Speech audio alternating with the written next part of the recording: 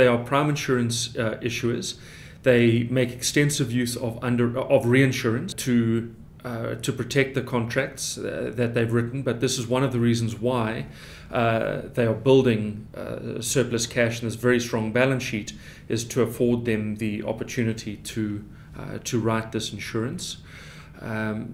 I don't have a sense in talking to the executive that this is a bold leap of faith. I think this is a skilled, informed and disciplined executive team that understands the types of businesses that they're invested in and the types of risks that they're taking. If we consider this relative to other types of insurance companies, this free float, the 250 million that I refer to is not money that they can return to shareholders. That is not available to come back to us in the form of one big special dividend.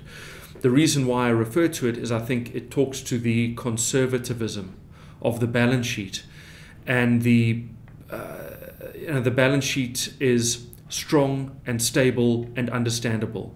You're not going to get some dramatic write-downs of investment through a Tuesday afternoon event that was unforeseen. This is cash sitting in the bank. They are venturing into principal investments, so they're making their own investments on their own balance sheet.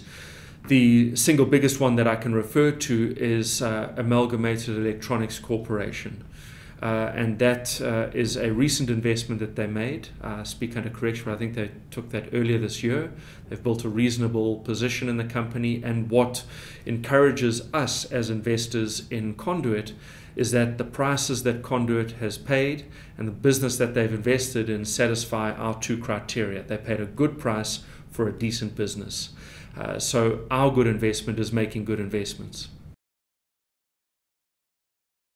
There's a couple of scenarios here. The first one, and perhaps the most obvious one, is if other investors see what I see, then this is a superb opportunity for private equity style investment, a management buyout, or perhaps an acquisition by a larger insurance firm. And that would be one way in which price is realized, investment returns are realized. I'm not sure that that's a high likelihood, but it's definitely a probability. So if it's not a takeout or a buyout, then are they going to go and make acquisitions to build scale, or are they going to patiently grow organically? The current regulatory environment, I suspect, presents a company like Conduit with a wonderful opportunity. And here I'm talking to the stiffer, tighter regulatory environment, the more onerous risk obligations under Basel and so on, where it requires strong balance sheets, robust compliance, governance, and it's going to encourage some people to exit the industry. And the exiters on balance are likely to be smaller firms, which presents Conduit with an opportunity to make small acquisitions. I'd be concerned if they go in search of large acquisitions. Cannon Asset Managers doesn't favor acquisitions generally. We favor organic growth.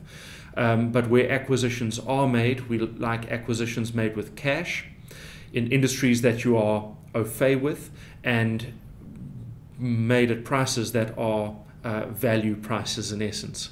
And I think that the regulatory compliance and risk environment might give Conduit a disproportionate share of those types of opportunities. So if I had to put odds on the probabilities, I'd put the greatest odd on the probability of them finding organic growth coming to them, as well as some small acquisition opportunities.